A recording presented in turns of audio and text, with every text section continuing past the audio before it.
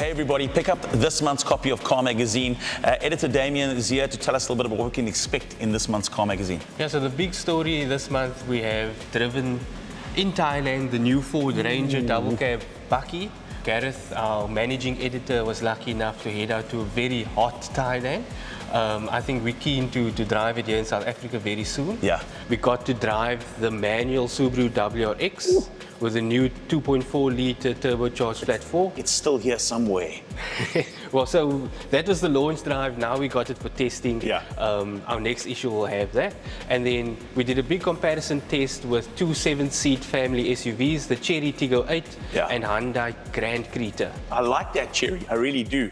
And speaking of Chery, the cherry on the cake being that new 240i. Yes. Such a sought-after car. In actual fact, BMW have got a backlog of people wanting to get their hands on that car. It is a phenomenal BMW. All of that and more inside this month's Car Magazine.